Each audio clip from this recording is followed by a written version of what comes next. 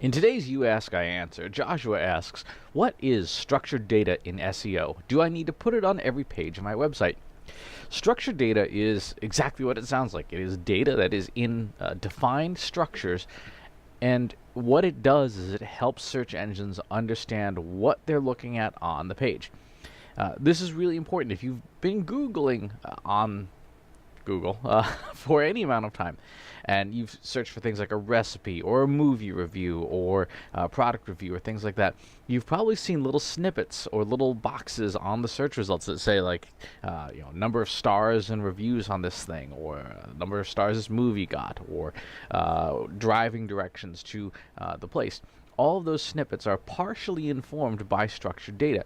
People who run those websites have put in data that says that this page is about a review, and there are stars on this page, there is review data on this page, etc. If you have a company contact page and you have a physical location, someone who's using structured data has defined this is the company's address, this is their postal code, this is their country, this is their state, this is the phone number, and so on and so forth. And what that does, again, is it tells Google or Microsoft's Bing or any search engine that in the modern era, this is what you're looking at on this page. And this is how you should treat this page. This page is a review page. This is a product page. This is a business hours page. So if you have any pages that have data that you would like to have as part of your search results, you would want to use structured data. Now, if you don't, if you just have like a brochure on your website, then you wouldn't need that. But even things like blog posts, you want them marked up as articles. You want them to be treated as journalistic pieces that have an author, that have a title image, things like that. If you go to schema.org, schema.org, and you look at the documentation, you can see a whole long list of all the things that you can define as structured data. So articles, and the different kinds of articles. Is this a news article? Is it a scholarly article? Is it a social media posting? There's maps, episodes, media objects, movies, messages, questions, software, TV series or TV series, events, and so on. The page just goes on and on and on. And what this tells you is that if you've got a web page that has this information on it, and you want to increase the likelihood that Google will put pieces of content from your page into the search results themselves to better inform a searcher, to better help a searcher get what they want, you want to use structured data. Now, there are two formats that you can use to put structured data into a website. There are inline schema tags, and these go in the HTML of a page. So, for example, if you have a phone number written on your page, in the code that displays that phone number, you would tag it with that phone number information that would say this is a phone number, this is the format of the phone number, this is the country that it's part of, and so on and so forth. And you would tag that up so that it was available for the search engine when it crawled the page. Now, if you're using if you have a lot of content on different pages that needs markup, that can get somewhat onerous. Or if you don't necessarily have full access to the HTML itself, especially if you work at a larger corporation where maybe the website is under IT's control. The second format, and the preferred one today, is called JSON-LD, which stands for JavaScript Object Notation Linked Data. And what this is this is a piece of script that runs at the top of the page before anything visible ever shows up, that provides the exact same information on the page, but it provides it in script format as opposed to in the text itself. This you would typically deliver to search engines through something like Google Tag Manager. So, for example, on all of my websites, I deliver schema data through JSON-LD. And the reason for that is twofold. One, it's a little bit easier to programmatically insert. Again, with Tag Manager, just plop it in Tag Manager and say, okay, show this on all pages, or show this only on these certain pages. And that solves a lot of problems for not having to mark up individual pages.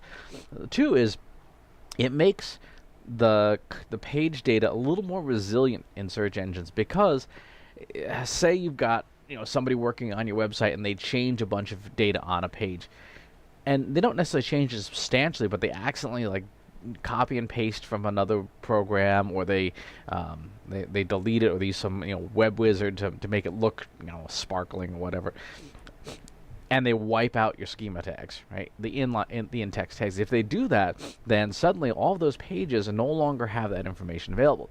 If you're delivering the same data with JSON-LD inside of Tag Manager, then you can change the page all you want. What the search engine is told by the script will not change. Now, the downside of that, of course, is that your JSON-LD and your page content can fall out of sync. You can have the JSON-LD saying one thing and then the page saying something completely different. And in cases like that, Google will be like, don't know what to do here. So you do want to make sure that you keep it in sync. If you use WordPress, there are many good plugins that do SEO and that will inject a lot of the JSON-LD automatically. My personal favorite is one called Yoast SEO, Y-O-A-S-T. You can search for it in the WordPress codex, and you can install that on your site, and it will handle a lot of the code injection for you. The last thing you can do, which is specific to Google only, is use what's called Data Highlighter. If you go into your Google Search Console, and then along the left-hand side menu, there is a item called Search Appearance, and in that menu there's an item, it's the third one down, called Data Highlighter, and you can go through and manually tag different pieces of things like blog posts or recipes and stuff, and that will tell Google what's on site. It will not tell, like Bing, for example, what's on site, and you don't want to neglect Bing, because about 30% of search queries go through Bing, and the reason for that is they have a much more liberal and open API. So things like voice assistants and some smartphones use Bing as their default search engine because it's easier to work with than Google's search engine in many cases for those specific apps. As a result, you can't neglect Bing if you want to do well on every possible device. You've got to be optimized for Google and optimized for Bing. So to wrap up, structured data is data in structures that tell search engines what's on a page. You need it to rank well for specific pieces of data or to have the extra information appear in search results. The way to deliver it is either through inline tags or through JSON-LD. JSON-LD is preferred delivered through your tag manager, through Google Tag Manager or Adobe Tag Manager or Telium or whatever. But you need to deliver it that way in order for it to be seen. All this stuff is stuff that is well established. I mean, this has been, this information is now almost 5 years old in terms of implementation. So make sure that you've implemented it and that you put on your calendar once a year, maybe even once a quarter. Go back through your website, freshen it up, make sure everything is still working as intended, so that you maximize your SEO results for using schema and structured data.